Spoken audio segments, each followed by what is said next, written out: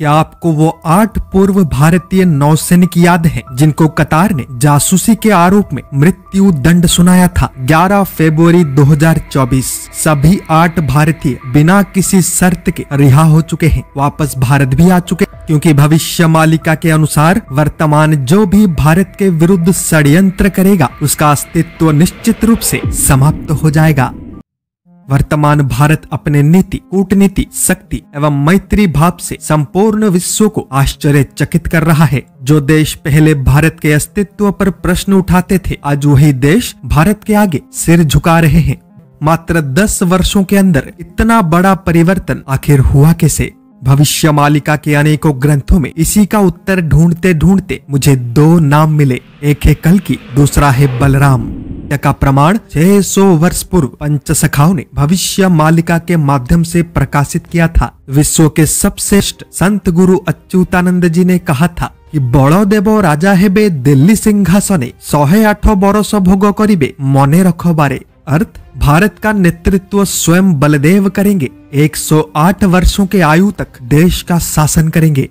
इस भविष्यवाणी के अनुसार बलदेव 108 वर्षों के आयु तक भारत का शासन करेंगे। शास्त्रों में वर्णित तथ्य अनुसार त्रेतायुग में भगवान विष्णु जी के अवतार मर्यादा पुरुषोत्तम श्री राम राजा बने थे एवं आदि शेषनाग जी के अवतार श्री लक्ष्मण परिचालक, शेषनाग जी के अवतार श्री बलराम परिचालक।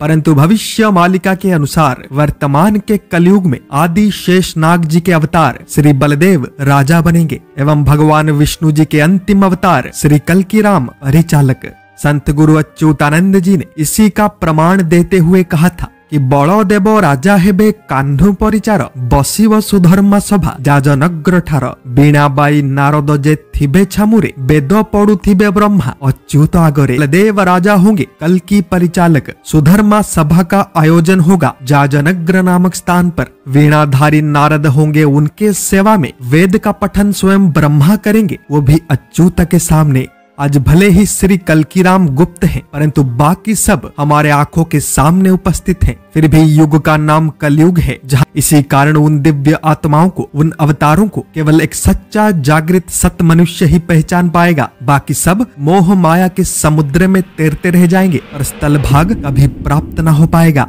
कि 2024 में जो व्यक्ति भारत का नेतृत्व करेगा वही व्यक्ति बलदेव जी का अवतार होगा। साथ में ये भी कहता आया हूँ कि 2024 में इलेक्शन नहीं सिलेक्शन होगा, क्योंकि एक भी विरोधी विरोध करने के लायक भी नहीं बचेगा चुका है। इलेक्शन भी निकट हो चुका है। देश का वातावरण आपके आंखों के सामने है। अब और केवल उन्हीं बातों को कहता हूँ जो ग्रंथों में लिखा है, जिस वाणी को स्वयं परम ब्रह्म निराकार समग्र जगत के नाथ महाप्रभु जगन्नाथ जी ने पंचसखाओं से कहा था। यदि मेरी बातें काल्पनिक होते या झूठे होते तो आप सब इस परिवार के सदस्य ना होते।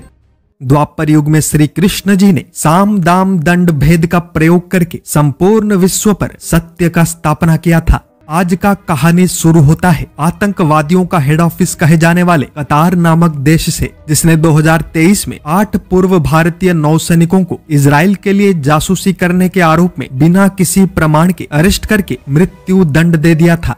उन 8 लोगों के परिवारजनों का रो रो कर बुरा हाल था। सोशल मीडिया से लेकर न्यूज चैनल्स पर यह खबर तेजी से वायरल होने लगा। पाकिस्तान समेत भारत के अनेकों शत्रु देश, यहाँ तक कि भारत के अनेकों राजनीतिक दल समेत देश के अंदर रह रहे देशद्रोही भी खुशी से, परंतु भारत सरकार चुपचाप इस बड़े षड्यंत्र को विफल करने में लगा था। षड्यंत्र इसीलिए क्योंकि कतार भारत पर दबाव बनाना चाहता था ताकि भारत इजराइल का साथ छोड़कर मुस्लिम देशों के पक्ष में हो जाए, और इस षड्यंत्र का मास्टरमाइंड था चाइना।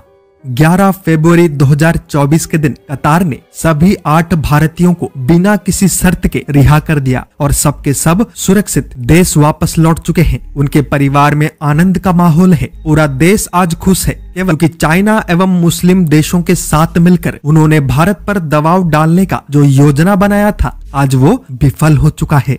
अयोध्या धाम में श्री राम जी के प्राण प्रतिष्ठा के साथ भारत के विश्वगुरु बनने का नींव भी रख दिया गया है। शत्रुओं के कुल में आज भय एवं आतंक का माहौल है। कनाडा ने भारत पर दबाव बनाने का प्रयास किया था, खुद ही फंस गया। यूएसए ने भारत पर दबाव बनाने का प्रयास किया था, जो कि विफल हो गया। पाकिस्तान के अंदर रह रहे आतंकियों को एक अज्ञात व्यक्ति चुन चुन के मार रहा है। मालदीव्स भीख मांगने का प्रैक्टिस कर रहा है। एक अदृश्य देवीय शक्ति आज भारत में जागृत हो चुका है। इसी कारण ये शत्रु जितना भी प्रयास कर ले, भारत को हरा नहीं सकते। इस परिवार का हिस्सा बने, लाइक, शेयर, सब्सक्राइब करें ताकि सच हर घर तक पहुंच पाए।